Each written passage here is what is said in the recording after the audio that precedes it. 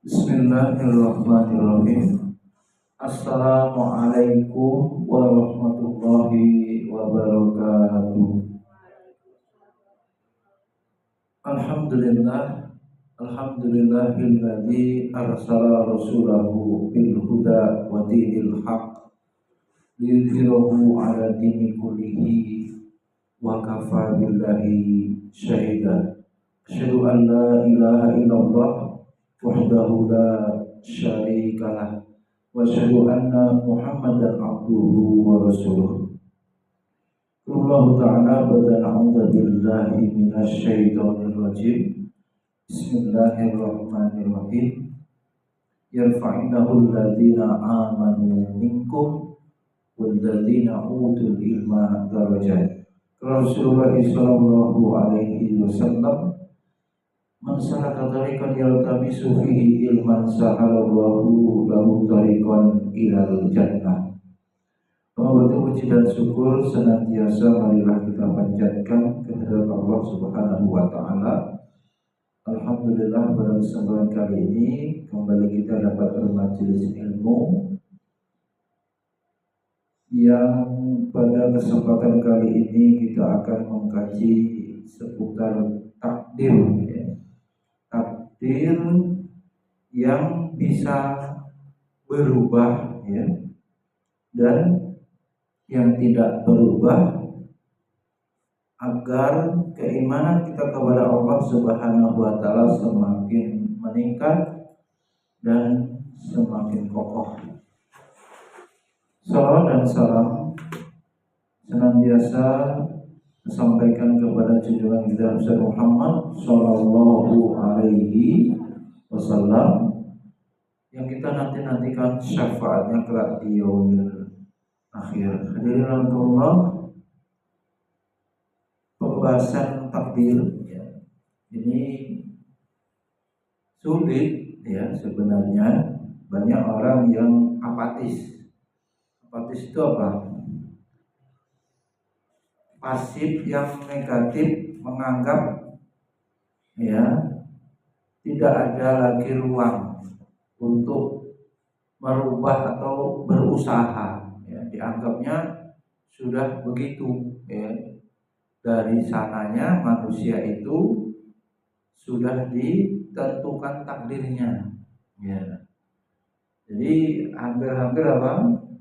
Mereka menganggap tidak ada ruang untuk merubah nasib lah, kira-kira begitu, ya. Tidak ada kesempatan memperbaiki keadaan. Padahal tidak demikian, ya. Yang dikehendaki oleh Allah itu manusia niat, ya, kemudian mujahadah, kemudian apa? Muhasabah. Tiga, ya, mulai dari tiga keadaan tadi, ya, merencanakan, meniatkan, berikhtiar. Kemudian di dalam ikhtiar itu ada doa, ya, dan muhasabah itu juga di dalamnya mengevaluasi apakah kita sudah bertawakal kepada Allah Subhanahu wa taala dengan benar. Oleh karenanya takdir, ya, ketetapan Allah Subhanahu wa taala itu perlu kita pelajari, ya. Nah, dalam kajian akidah, ya, Allah menetapkan takdir setiap orang, ya, sejak zaman azali, ya. Bahkan dikatakan sejak 50.000 tahun sebelum manusia diciptakan. Dalam kitab akidah dijelaskan, ya, bahwa takdir manusia itu ada dua yang garis besarnya ini. Silakan ditulis. Yang pertama takdir mu'allaq biasa. Dan yang kedua takdir mubram. Dalam Al-Qur'an Allah Subhanahu wa taala berfirman, ya, surat Al-An'am ayat 96,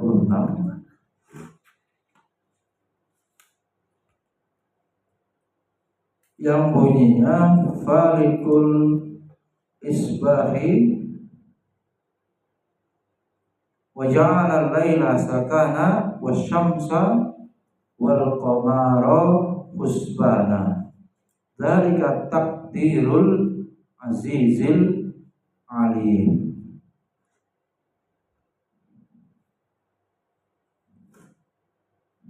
Artinya dia menyingsingkan pagi, ya. Dianya Allah. Jadi Allah menyingsingkan pagi dan menjadikan malam untuk apa? Beristirahat, dan menjadikan matahari dan bulan untuk perhitungan. Itulah ketetapan Allah yang maha perkasa dan maha mengetahui.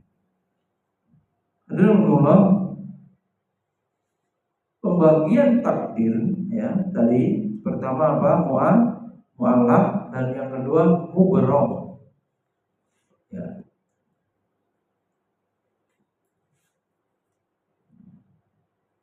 Takdir mu'allaq, ya. Apa itu? Artinya tergantung, ya. Ketentuan Allah Subhanahu wa taala yang mengikuti atau ada peran manusia melalui usaha atau ikhtiar, ya. Mu'allaq itu ya tergantung. Contoh takdir mu'allaq adalah kesuksesan prestasi kepintaran dalam belajar seseorang yang menuntut ilmu atau sekolah atau mondok, ya. Itu bagaimana sebabnya? Belajar gitu loh. Jadi orang ditakdirkan akhirnya menjadi apa? Pintar, tapi sebabnya apa? Santri itu giat, rajin belajar. Kalau orang kemudian pengen sehat, lalu bagaimana itu? Dia apa? Menjaga kesehatan dengan apa? Berolahraga, dengan apa? Selektif, memilih makanan yang sehat, yang baik, tidak apa? Membahayakan tubuh, ya. Pola hidup yang sehat. Begitu. Termasuk kalau Kamil pengen kaya, lalu bagaimana, Mil? Bekerja sungguh-sungguh, tekun ulet, ya. Tidak gampang menyerah, berusaha. Kalau Zaid pengen panen durian, nah macam mana itu? Menanam pohon durian sehingga akhirnya Allah memberikan panen. Tugas manusia gimana? Mengupayakan, mengikhtiarkan, berusaha. Allah yang kemudian memberikan hasilnya. Begitu, ya. Jadi dengan pemahaman seperti ini terjawab belum bahwa sesungguhnya keadaan manusia itu ada pilihan. Loh, orang pintar, ada orang bodoh. Yang bodoh kenapa? Jelas dia tidak menuntut ilmu, jelas dia tidak belajar, akhirnya bodoh. Yang kaya sama yang miskin jelas berbeda. Yang kaya itu karena dia bekerja sungguh-sungguh, bisa jadi dia hemat, ya, rajin, menabung, ya. Yang miskin sudah malas, ya, jangan-jangan dia apa? Boros gitu, menghambur-hamburkan uang, jadi nggak punya tabungan. Semakin tua akhirnya apa? Butuh biaya besar, habis uangnya untuk memenuhi kebutuhan, bahkan akhirnya bisa ngutang, berhutang dia. Jadi miskin itu sebab apa akibat? Takdir apa akibat? Akibat sebetulnya. Sebab Allah memberikan apa? Kesempatan yang sama. Kalau mendengar mahfuzat manjada wajada, itu artinya apa?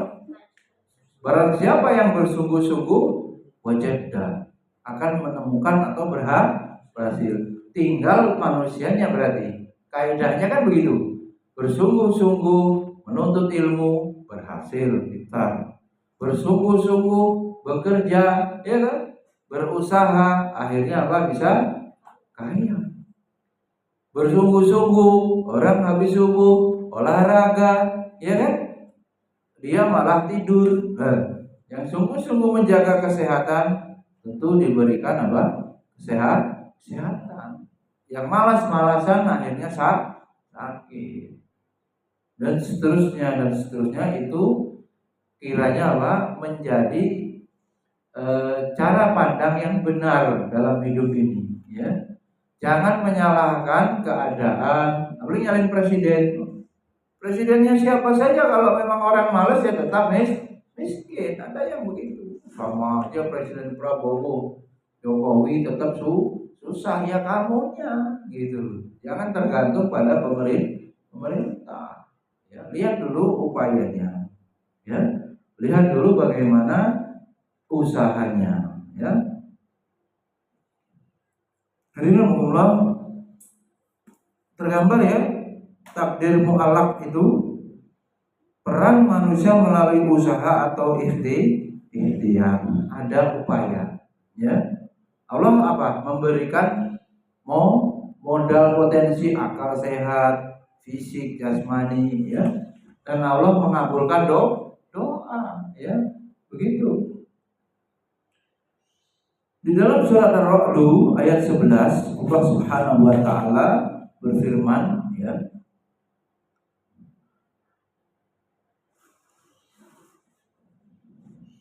Lahu mu'aqibatun min baini yadayhi wa min khalfihi yahfazunahu min amrillah. Innallaha la yughayyiru ma biqaumin hatta yughayyiru ma bi anfusihim. Baginya manusia ada malaikat yang selalu menjaganya. Lahu mu'aqib tuh, manusia itu didampingi malaikat. Ya, pernah disampaikan manusia pendamping korinnya dari dua kalangan, ya, golongan jin dan golongan malaikat. Itu mendampingi semua. Maka di dalam hati kita terjadi apa? Bisikan. Bila kuat imannya, banyak memperoleh pengetahuan, ya, berkumpul dengan orang soleh, kuat itu bisikan malaikat yang menyuruh kebaikan, menyuruh ketaatan. Tapi kalau apa? Banyak masukan, akalnya kurang ilmu, malah ketemunya apa? Teman-teman yang buruk, dapat informasi pengaruh bisikan manusia yang buruk, teman yang akhirnya apa? Bisikan jin korin yang kuat. Terus bagaimana? Dituruti, ya, akalnya kalah, hawa nafsunya kalah, menang, hawa nafsunya dituruti, ya. Yang kalah ya kolbunya, hatinya kalah, kena penyakit, bahkan hatinya bisa apa? Mati, kolbun mayit. Akalnya yang jernih tidak berfungsi, yang dituruti bisikan hawa nafsu. Nah, yang dituruti bisikan jin korin dan menuruti hawa nafsunya sendiri. Akhirnya apa? Lahirlah perbuatan dosa. Jadi manusia itu man khafa maqama rabbih wa nahan nafsa 'anil hawa. Ada orang yang dapat surga karena apa? Mampu mengendalikan hawa nafsu. Fa yang dapat neraka? Yang dapat neraka orang yang memperturutkan hawa nafsu. Jahimah hiyal ma'wa, neraka jahim. Ya. Bagaimana lengkapnya ayatnya itu? Fa inna wa amma man khafa maqama rabbih wa nahan nafsa 'anil hawa fa innal jannata hiyal wa amma man khafa maqama rabbih. Itu yang pertama. Yang satunya mendapatkan apa? Neraka jahimah hiyal ma'wa. Jadi tunduk kepada apa? Hawa nafsunya. Jadi tidak mesti ya orang itu dipengaruhi terus. Tapi memang dasar ada ilhamnya untuk berbuat dosa. Jadi musuh abadi itu siapa? Diri sendiri hawa nafsu kita. Yang kemudian ditambah lagi bisikan jin korin. Selesai sudah tuh. Udah gitu temannya nakal-nakal buruk-buruk semua. Nah, itu keracunan ya. Teman yang buruk seperti apa? Racun. Mati kolbunya, akhirnya tidak beramal ya. Tidak beramal soleh, isinya cuma maksiat dan dosa. Dalam surat Al-A'raf tadi apa? Innallaha la yughayyiru ma biqaumin hatta yughayyiru ma bi anfusihim ya. Jadi Allah tidak akan mengubah keadaan suatu kaum sebelum mereka mengubah keadaan diri mereka sendiri. Keadaan itu apa? Ya bodoh, miskin, ya. Apalagi semua keadaan itu bisa dirubah. Ya. Kalau manusianya, orangnya mau merubah, Allah baru akan menjawab harapan doa usahanya itu dan akhirnya dia bisa berubah, ya. Begitu. Akhirnya dia bisa berubah. Ada yang pulang? Itu tadi takdir apa? Mu'allaq. Jadi bisa berubah, tidak apa namanya? Selama-lamanya begitu, atau istilahnya apa? Enggak bisa berubah, ini bisa berubah. Kemudian yang kedua, takdir apa? Mubram. Mubram ini ketentuan Allah mutlak, ya. Yang pasti berlaku dan manusia tidak diberi peran untuk mewujudkannya. Ini dalam hal ini manusia apa? Terpaksa ya, tidak bisa memilih ya. Contohnya apa? Yang mubram ini lahir dari rahim siapa? Ibunya bisa milih? Enggak. Jadi anak siapa bisa milih? Jadi anaknya siapa bisa milih? Tidak. Lahir di bangsa mana bisa milih? Suku mana bisa milih? Tidak. Pengen jadi orang Jakarta? Nggak bisa. Lahir jadi orang Betawi? Tidak bisa. Lahir jadi orang Arab? Tidak bisa. Itu namanya apa? Mubram. Tidak bisa milih. Memang begitu yang Allah tetapkan. Selanjutnya apa contohnya? Maut, kematian. Bisa menawarnya, memilihnya, memilih umpamanya waktunya, tahunnya, bulannya, waktu pagi atau sore, malam, atau meninggalnya di mana tempatnya. Tidak akan mungkin bisa. Atau meninggalnya dengan cara apa? Bisa. Nggak mau kecelakaan, nggak mau ini apa sakit, atau meninggal saja gitu, dicabut nyawanya pas sehat, atau ingin beramal soleh meninggal, umpamanya pengen pas ceramah begini meninggal, pengen pas apa sholat meninggal, kan itu lahiriahnya beramal soleh, mudah-mudahan husnul khotimah, pengen begitu, atau pas haji meninggal, pengen begitu, pengen begitu, hanya sekedar apa? Doa atau permohonan keinginan, tetapi kepastian tidak bisa. Syukur yang kita inginkan bersesuaian ya, sama dengan ketetapan Allah. Syukur ya. Tapi kalau tidak sesuai dengan ketetapan Allah ya sudah, yang berjalan yang terjadi apa yang Allah kehendaki. Adapun keinginan kita, ya kita harus menerima keputusan Allah. Tidak ada manusia yang mengetahui kapan ya lahir, kapan mati, ya, di mana tadi sudah kita uraikan semuanya itu apa? Menjadi rahasia milik Allah, menjadi apa? Kuasa Allah, ya. Aina ma takunu yudrikumul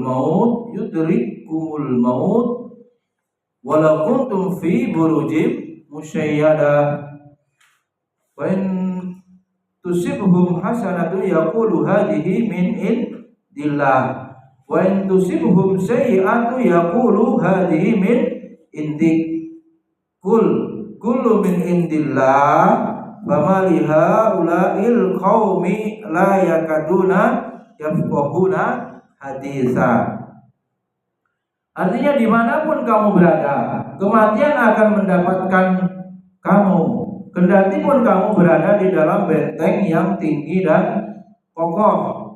Jika mereka memperoleh kebaikan, mereka mengatakan ini dari sisi Allah, dan jika mereka ditimpa suatu keburukan, mereka mengatakan ini dari engkau Muhammad. Katakanlah, ya, dibantah ya oleh Allah, semuanya datang dari min indillah, dari sisi Allah, nggak ada dari Nabi Muhammad, ya. Orang kafir menyangka begitu.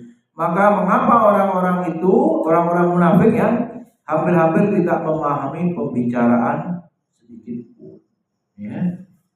Jadi nggak ada ruang apa? Protes, ya, ruang apa? Zahid yang rambutnya lurus apa keriting, tidak ada protes, ya. Mungkin kupingnya, ya, rambutnya, apalagi warna kulitnya, tidak ada protes, karena itu bagian daripada yang mubram, dari ketetapan Allah yang tidak bisa dirubah, tidak ada perubahan di situ. Kemudian juga dalam surat Al-A'raf, ya, bagaimana ditanyakan kepada Nabi tentang hari kiamat, loh, ya. Yas'alunaka 'anis sa'ah ayyana mursaha qul innama ilmuha inda rabbi la yujalliha liwaqtiha illa huwa saqulat fis samawati wal ard la ta'tikum illa baghtatan yas'alunaka ka'annaka hafiyun anha qul innama ilmuha indallah walakinna aktsaran nasi la ya'lamun. Mereka menanyakan kepadamu wahai Muhammad tentang kiamat kapan terjadi. Nah, ini gaib nih. Jawabannya, sesungguhnya pengetahuan tentang kiamat itu ada pada Rabb, Allah yang tahu, jawaban Nabi. Tidak ada seorang pun yang dapat menjelaskan waktu terjadinya selain Dia, Allah Subhanahu wa ta'ala. Kiamat itu sangat berat huru-haranya bagi makhluk yang di langit dan di bumi. Tidak akan datang kepadamu kecuali secara tiba-tiba, itu kan prosesnya begitu, kronologinya begitu nantinya. Mereka bertanya kepadamu seakan-akan engkau mengetahuinya. Katakanlah Muhammad, sesungguhnya pengetahuan tentang hari kiamat ada pada Allah, tetapi kebanyakan manusia tidak mengetahuinya, ya. Alhamdulillah, dua tadi, ya, pembagian takdir yang ini harus kita imani dengan tepat, ya. Iman kepada qada dan qadar, rukun iman yang keberapa? Ke-6, khairihi wasyarihi, ya.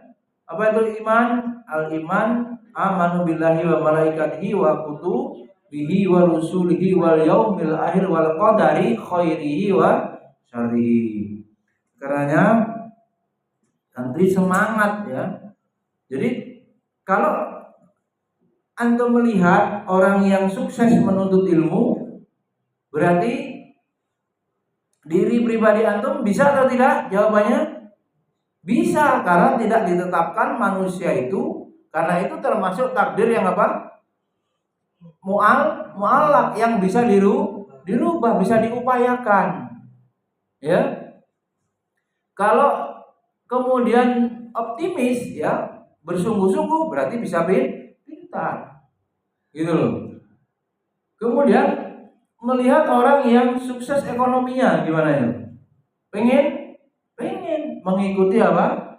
Bagaimana caranya berusaha atau berbisnis, berdagang yang benar, yang sesuai syariat, yang akhirnya apa?